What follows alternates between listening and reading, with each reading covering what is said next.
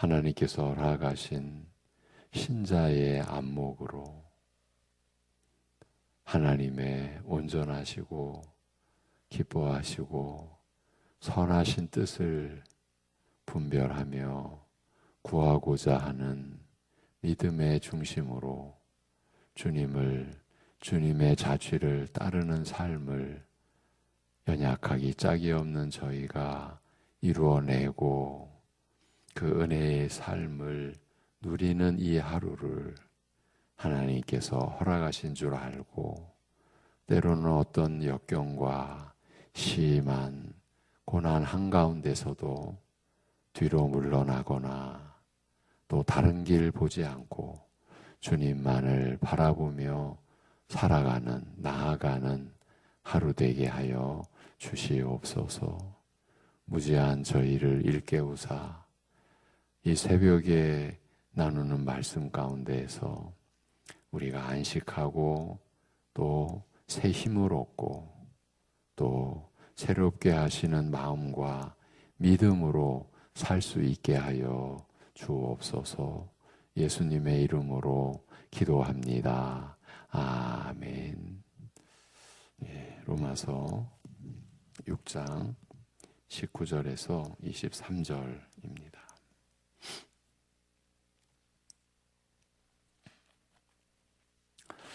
로마서 6장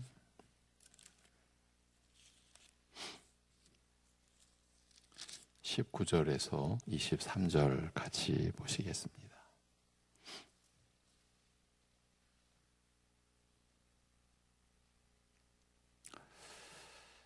네. 19절부터 23절입니다. 다 같이.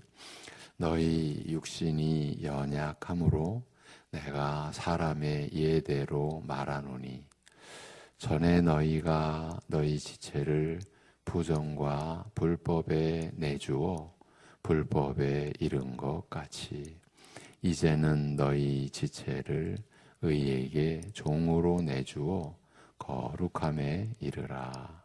너희가 죄의 종이 되었을 때에는 의에 대하여 자유로웠느니라. 너희가 그때에 무슨 열매를 얻었느냐? 이제는 너희가 그 일을 부끄러워하나니 이는 그 마지막이 사망임이라. 그러나 이제는 너희가 죄로부터 해방되고 하나님께 종이 되어 거룩함에 이르는 열매를 맺었으니 그 마지막은 영생이라.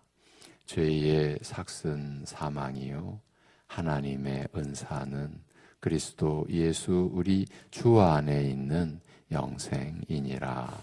아멘.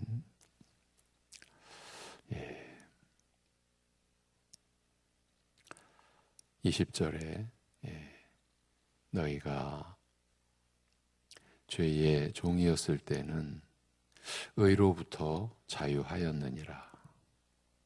참 의로부터 자유하였느니라는 이 구절이 사실은 두려운 구절입니다. 의로부터 자유하였다. 이것은 참 우리에게는 무서운 말입니다. 21절 그러므로 그때 너희가 무슨 열매를 맺었느뇨? 그에 대해 이제는 너희가 부끄러워하는 바요. 그런 것들의 마지막은 죽음이라. 지금은 죄로부터 자유로워지고 하나님께 종이 되었은즉 거룩함에 이르는 열매를 맺나니 그 마지막은 영생이니라. 죄의 삭은 죽음이나 하나님의 은사는 그리스도 예수 우리 주 안에서 영생이니라고 말씀합니다. 너희 몸을 의에게 내주어 거룩함에 이르라는 이 권면, 흔히 성도의 성화라고 불리는 이 과정이 구체적으로 어떤 것인지 설명하는 내용이라 했습니다. 성결한 삶의 변화가 어디서 출발하는지, 어떤 절망적 상태에서부터 시작하는지 설명하되 너희가 죄의 종이었을 때는 의로부터 자유하였느니라. 그러므로 그때 너희가 무슨 열매를 맺었느냐? 그에 대해 이제는 너희가 부끄러워하는 바요. 그런 것들의 마지막은 죽음이라고 말합니다. 우리는 모두 예외 없이 죄의 종이 되어 의로부터 자유로웠다고 말합니다. 의로움이 무엇인지 관심도 없고 전혀 구애받지 않은 채 이것이 의로부터 자유로운 그 상태입니다. 전혀 구애받지 않는 거죠. 그래서 의로움과는 전혀 상관없이 살던 사람이었다는 그 뜻입니다. 이 얼마나 무서운 상태입니까? 설사 의로움에 대하여 관심을 가졌다고 해도 하나님께서 의롭다 하시는 그 의로움, 곧 그 진정한 의로움과는 거리가 먼 것이요 타락한 인간의 무지와 오만과 악의에 의해 왜곡된 것, 그 거짓 의로움 뿐이었습니다. 이처럼 의로움으로부터 벗어나 방종한 상태에서, 그러니까 제 마음대로의 상태니까 방종한 상태에서 우리가 맺은 열매, 즉 우리에게서 나타난 행실을 가리켜 우리의 삶을 더러움과 불법에 내주어 점점 더 깊이 불법에 빠지게 되었다고 하였습니다만, 여기에서는 우리가 그 일들에 대해, 그러한 우리의 삶에 대해 지금은 부끄러움을 느낀다고 말합니다. 우리의 지금의 상태, 그 내면의 상태를 설명하는 내용입니다. 부끄러움과 수치라는 것은 무언가 적절치 못한 일을 행하였거나 그런 상태에 있을 때 느끼는 감정입니다. 인간의 이 수치, 부끄러움은 여러분이 기억하시는 대로 창세기 3장에서 인류의 시조인 아담이 첫 범죄했을 때 아담과 하와가 피할 수 없었던 그 감정, 그것이 바로 부끄러움, 수치였죠. 적절치 못한 일을 행했을 때, 그런 상태에 있을 때 느끼는 감정입니다. 내가 사람으로서 어떻게 이런 일을 하였는가? 내가 피조물로서 창조주 앞에서 어떻게 이런 일을 하였는가? 내가 신자로서 어떻게 이런 마음을 품으며 이런 일을 행하였는가 하는 자괴감으로 얼굴을 들 수 없을 때, 귀중한 것을 망가뜨려 못쓰게 만들었을 때, 자신의 신분과 자격에 전혀 적절치 않다라고 여기는 그 경우에 느끼는 감정입니다. 합당치 못한 일들이라고 한 다음 열거한 일들을 살펴보면 로마서 1장 28절 이하인데요. 한결같이 부끄러운 일들, 곧 불의, 추악, 탐욕, 악의, 시기, 살인, 다툼, 사기, 악독 등입니다. 그리스도를 믿고 알게 된 지금 이전에 자신의 삶을 돌아보면 부끄러움과 수치로 얼굴을 들 수가 없는 것입니다. 그러나 믿기 전에 내 삶은 그저 부끄러움과 수치로 그치는 그 정도가 아니죠. 부끄러움과 수치로 그치는 정도가 아니라 결국 죽음으로 끝나게 될 것이었다고 말합니다. 우리는, 지금은 신자가 된 우리는 모두 다 같이 이런 상태에서, 이런 절망적인 상태에서 믿음으로 새 삶을 시작하였습니다. 모두 예외 없이 이런 부끄럽고 비참한 상태에서 시작하였습니다. 이런 부끄럽고 절망적인 그 비참한 상태를 우리가 그 안에서조차 그래도 누구는 더 낫지, 그래도 누구는 더 괜찮았지, 사실 사람들은 또 이러고 있죠. 우리도 그랬던 모습 아니었다고 할 수 있겠습니까? 그러나 모두 예외 없이 우리는 부끄럽고 비참하고 절망적 상태에서 시작하였습니다. 그래서 22절, 지금은 죄로부터 자유로워지고 하나님께 종이 되었은즉 거룩함에 이르는 열매를 맺나니 그 마지막은 영생이니라고 합니다. 하나님께 종이 된 신분,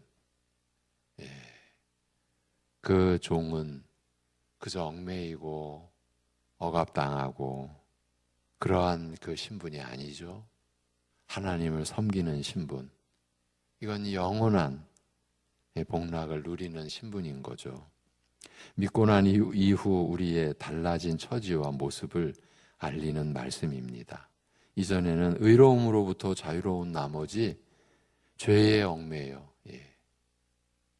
의와 상관없는 그 처지에서 우리는 죄에 얽매여 종노릇하며 방탕하였으나 이제는 오히려 죄로부터 자유로워진 탓에 이제 죄와는 상관없이 죄에 구애받지 않고 오직 하나님께 나를 내주어 섬기는 종이 되었으며 내게서 나타나는 열매는 한결같이 거룩함에 이르는 것, 거룩함을 위한 것이라고 말합니다. 이것이 우리에게 일어난 일이죠. 하나님께서 우리 안에서 행하시고 이루신 일이죠. 죄로 말미암아 잃어버린 가장 귀중한 것, 하나님을 닮도록 지음받은 그 모습, 그 하나님의 형상을 다시 회복하게 된 것입니다. 그리하여 신자에게서 일어나는 거룩한 변화를 가리켜 하나님께서 우리를 영화롭게 하시는 일이라고 말하기도 합니다.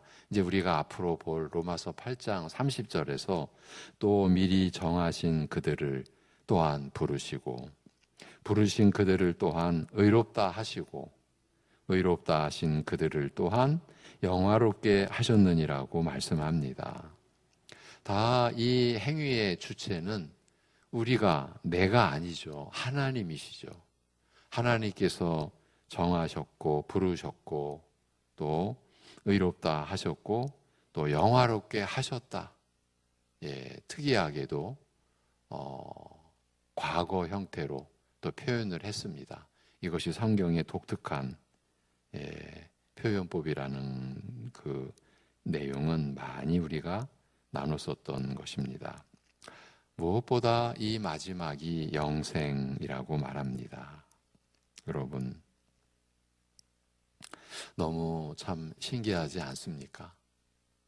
우리같이 이렇게 육신의 제약과 한계도 날이 갈수록 그 한계 속에서 때로는 힘들고 때로는 아프고 때로는 너무나 무력한 것을 알 수밖에 없는 그런 연약한 인생의 우리가 영원을 지금 말하고 고백하고 그 영원과 내 자신이 상관되어 있다라는 것을 우리가 알고 느끼고 그렇게 믿게 되었지 않습니까? 그 모든 것의 절정은 영생인 것이죠. 이 마지막이 영생이라고 말합니다. 놀라운 것이죠. 어떻게 우리에게 이런 일이 일어날 수 있는가? 사실 우리 안에서 일어나게 할 수 있는 일이 아니죠. 우리가 어떻게 영원을 꿈이라도 꿀 수 있습니까? 그런데 영생은 이제 이 본문의 맥락에서 그런데 영생은 반드시 이런 성화의 과정을 거치게 되어 있다. 이것을 지금 설명하고 있는 거죠. 믿는 자는 거룩한 변화를 통하여 하나님의 형상을 회복하는 삶을 살다가 영생에 이르는 것입니다. 그러니까 이 거룩한 변화는 사실은 이 변화의 구체적인 그 자리, 그 영역은 하나님을 닮아가는 우리의 사람됨, 곧 우리의 성품, 인격, 우리의 존재의 중심인 거기에 있는 거죠. 외모, 껍데기가 아니죠. 이렇게 거룩한 변화를 통해 하나님의 형상을 회복하는 생애를 살다가 우리 믿는 자들은 영생에 이르게 되는 것입니다. 그런데 이 고귀하고 은혜롭고 복된 삶의 과정이라고 해서 순탄하거나 수월한 것은 아닙니다. 앞에 로마서 5장에서 신자가 장차 나타날 하나님의 영광에 대한 소망, 우리 신자의 궁극적인 소망은 장차 나타날 하나님의 영광인 것이죠. 그 영광에 대한 소망을 바라고 기다리며 이 땅에서 살아가는 삶을 가리켜 환난과 인내와 연단의 과정이라고 하였습니다. 끊임없이 닥치는 환난과 시험을 인내하는 가운데 연단을 받아 온전한 모습으로, 더 나은 모습으로 빚어져 갑니다만, 그 과정에서 날마다 우리 안팎의 죄와 더불어 싸우는 영적 전쟁을 마지막 순간까지 벌이며 살아가는 것입니다. 이것이 성경이 가르치는 신자의 생애입니다. 이 새벽에 보는 로마서, 주일에 우리가 나누는 요한일서, 본질이 같은 내용인 것이죠. 이제는 죄로부터 벗어나 의의 종이 되었으니 거룩함에 이르라는 말씀은 의에 순종하여 거룩함에 이르는 삶이 언뜻 아름답고 복되기만 하리라는 기대를 갖게 하기 쉽습니다만, 사실은 실체는 한평생 끊임없이 마지막 순간까지 죄와 더불어 전쟁을 벌이는 치열하고 그래서 힘겨운 삶이기도 한 것입니다. 신자는 반드시 이런 과정을 거치고서야 영생에 이르는 것입니다. 일반 신자 아닌 사람들은 의로움에 대하여 자유하니까 이런 과정 거칠 이유가 없는 거죠. 어차피 죄에 얽매여 있으니까, 의로움과는 자유로우니까. 그런데 신자는 한평생 마지막 순간까지 끊임없이 죄와 더불어, 그리고 이 세상을 영적 전쟁, 싸움의 대상으로 알고 전쟁을 벌이는, 그래서 힘겨운 치열한 삶을 이제 살아내는 것이죠. 그러한 과정을 거쳐서 영생에 이르는 것입니다. 그렇다고 해서 우리가 이제 참여하게 되고 이루어가게 되는 그 신자의 성결한 삶이 영생을 얻는 어떤 조건이나 공로나 대가가 된다는 뜻은 결코 아닙니다. 이처럼 힘겹고 치열한 영적 전쟁의 과정을 거쳐야 하는 만큼 이것이 마치 영생에 이르기 위한 대가나 공로가 된다고, 적어도 부분적으로라도 도움이 된다고 흔히 오해하는 이들이 있으나 결코 그렇지 않습니다.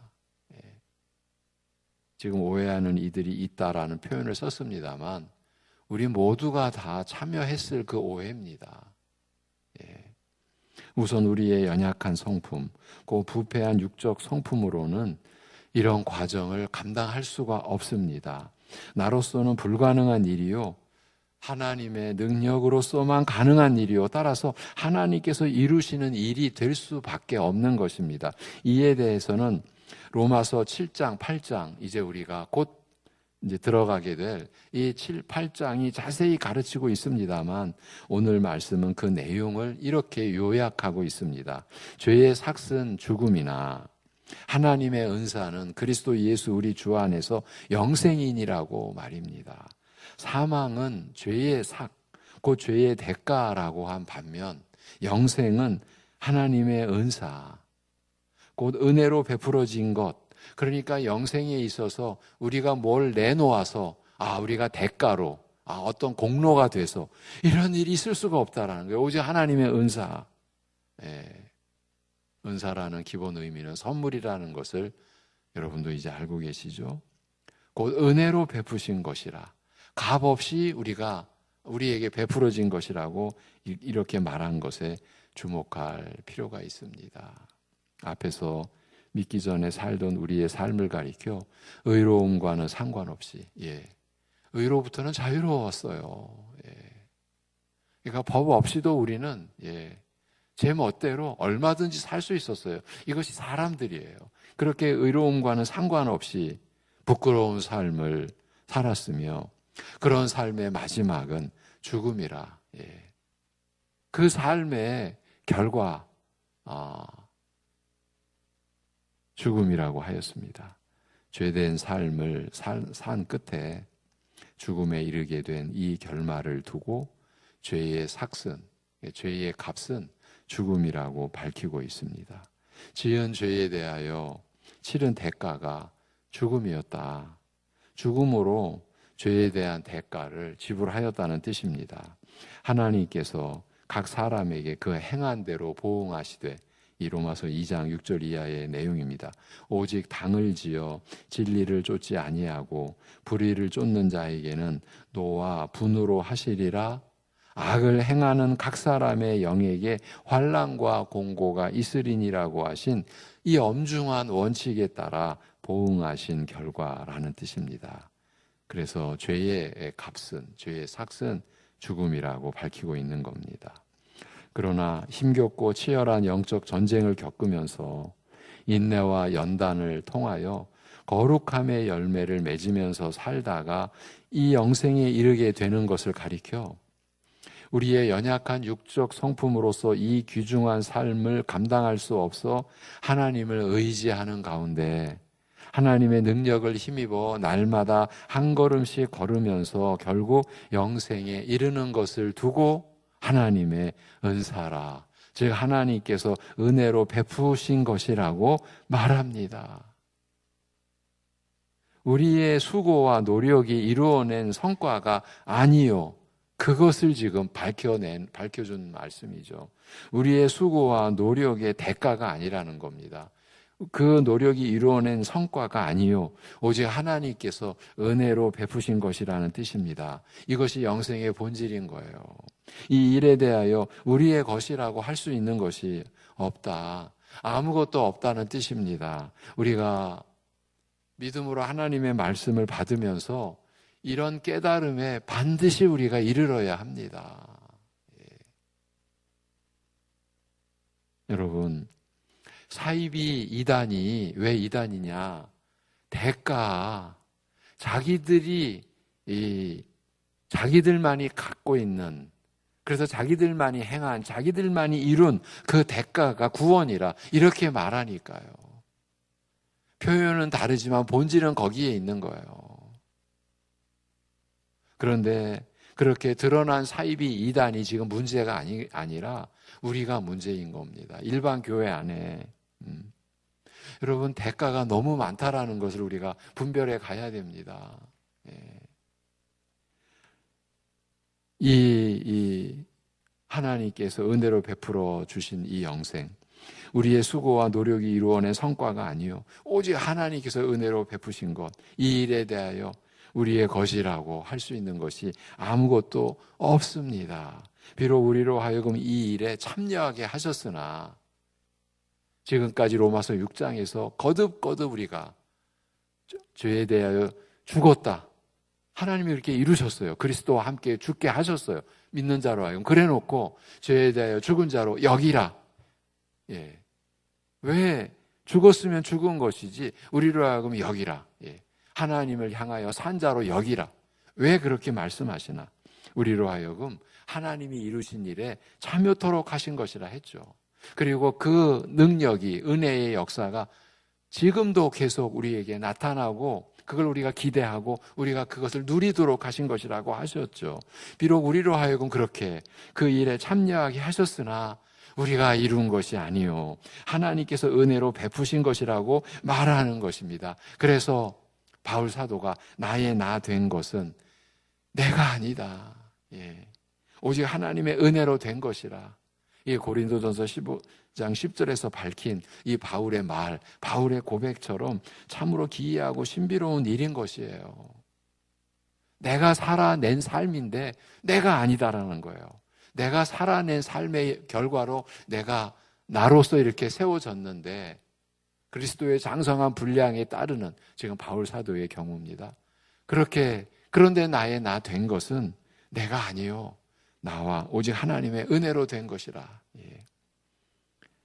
다음에 이어지는 로마서 7, 8장은 바로 이런 사실에 대하여 자세히 가르치고 있는 내용인 것이에요.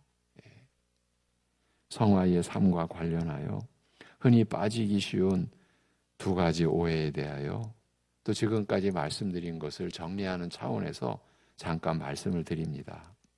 모두 예외 없이 죄로 부끄럽고 비참하며 절망적인 상태에서 시작한다는 그 사실에 대하여 무지한 탓에 갖게 되는 오해가 그 첫째입니다.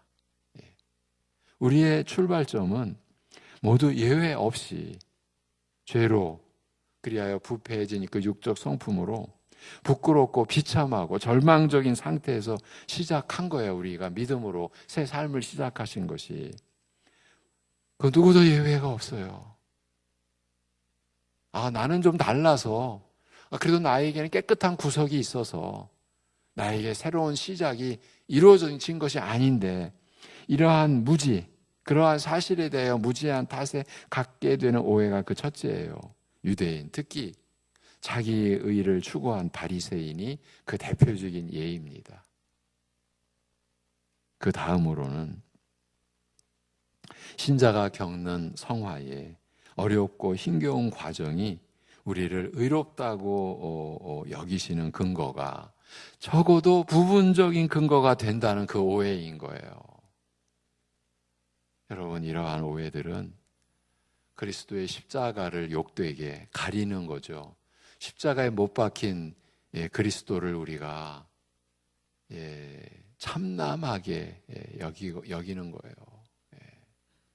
성화의 인격적인 존재로서 우리가 참여하는 것이 사실이나 이것이 하나님의 은혜죠. 우리로 하여금 하나님이 이루어 가시는 그 거룩한 과정에 우리로 하여금 인격적인 존재로서 참여하는 것이 사실이나 참여케 하여 주신 것이 사실이나 전적으로 하나님의 은혜가 이루는 일이며 나의 것이라고 권리를 주장할 수 있는 것은 전혀 없습니다. 이것이 신자의 진정한 고백인 것입니다.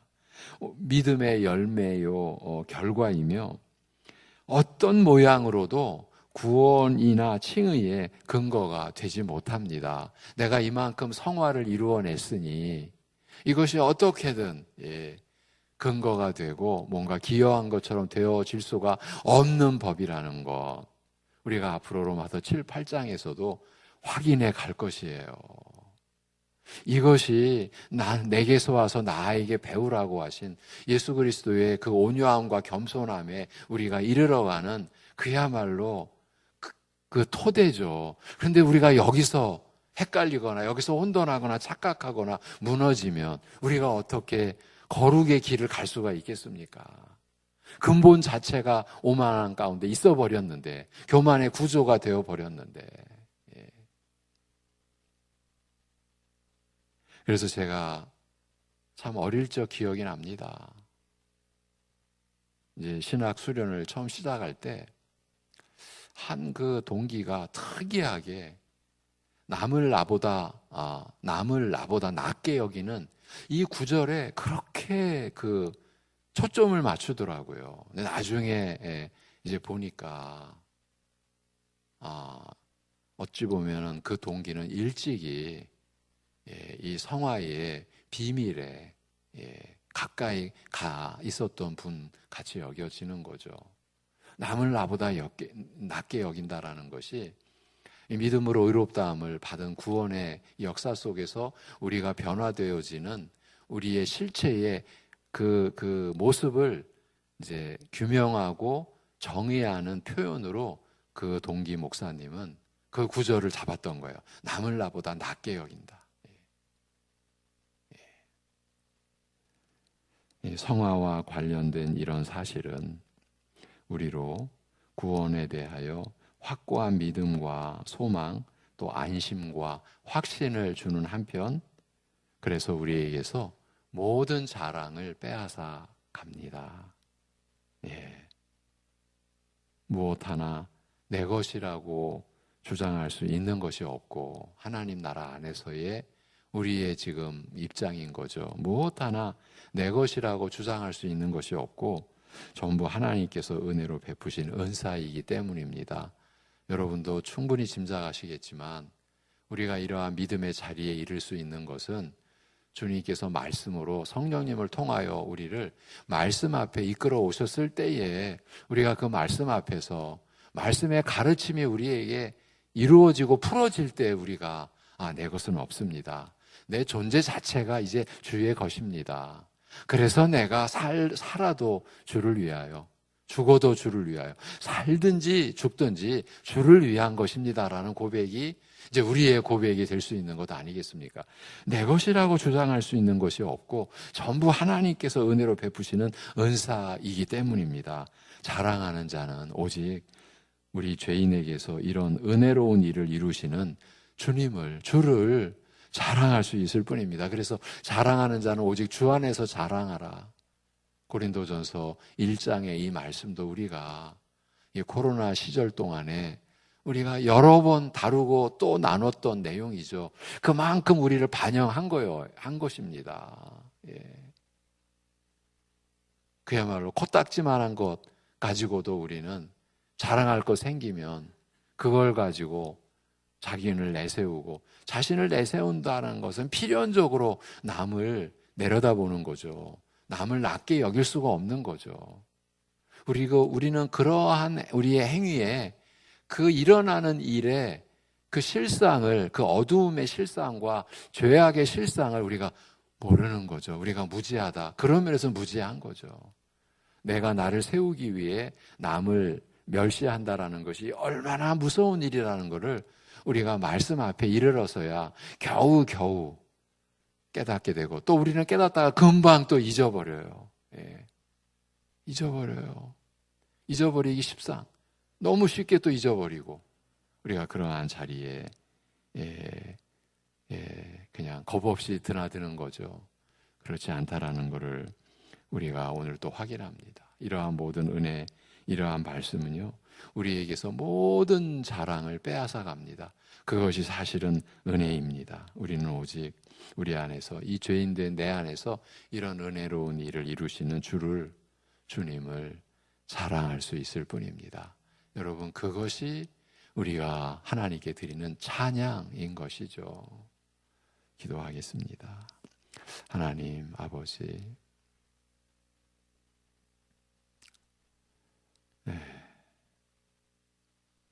참으로 부끄럽고 수치스러운 그런 삶뿐이었던 그런 자리에서 우리를 건져주신, 우리를 불쌍히 여겨주신, 우리를 사랑하여 주신 아버지 하나님께 이 새벽에도 감사함으로 말씀 붙잡고 또 찬양하는 중심으로 나아가면서 기도하고자 하오니, 오늘도 우리에게 허락해 주신 말씀의 진리와 그 안에서 우리에게 베풀어지는 은혜에 우리가 붙들리게 하옵시고, 그래서 우리가 이 새벽에 기도하는 이 시간도 우리의 뜻을 우리가 붙잡는 것이 아니라 우리를 향하신 하나님의 뜻을, 그래서 하나님의 나라를, 그래서 내 이름이 아니라 하나님의 이름이 영화롭게 되기를 구하는 것으로부터 시작되는 그러한 기도에 우리가 참여토록 하여 주옵시고, 그러한 우리가 영원에 이제 상관된, 그래서 우리의 존재가 영생에 참여하게 된 우리로서는, 이 땅에서는, 이 세상에서는, 나로서는 입에 담을 수도 없는 그 영생에 이미 참여하게 된 그러한 신분에서 우리가 하나님께 나아가 기도하고 우리의 모든 연약함을 다 주께 맡기고 아무것도 염려하지 말라고, 오직 구할 것을 감사함으로 하나님 앞에 아뢰라고 하신 말씀에 우리가 붙들릴 수 있는, 그래서 말씀의 종이 되어, 의에게 종이 되어, 하나님께 종이 되어 우리가 기쁘게 하나님을 섬기고 하나님의 뜻을 따라 서로를 기쁘게 섬기는 오늘을 우리가 살게 하여 주시옵소서. 아버지 하나님, 우리가 고된 삶의 그 자리, 오늘도 연단을 우리가 받아가는 그 삶의 자리에서 이 일을 우리 안에서 이루시는 하나님의 은혜를 기억하고, 그래서 하나님을 우리가 마음으로도 찬양하고 하나님께 감사하며 살아갈 수 있게 하옵시고, 어떠한 고통과 어떠한 절망적인 상황 속에 있다 할지라도 우리를 결코 떠나시지 않고 버리시지 않으시고 우리를 눈동자같이 우리를 지키시는, 우리의 존재의 본질을 끝까지 지키시는 하나님께 우리의 연약한 그 상태의 모든 것을 내어 맡기는 믿음이 우리를 주관할 수 있는 하루 되게 하여 주시옵소서. 이 모든 것을 주님께 의탁하옵고 우리 주 예수 그리스도의 이름으로 기도하옵나이다. 아멘.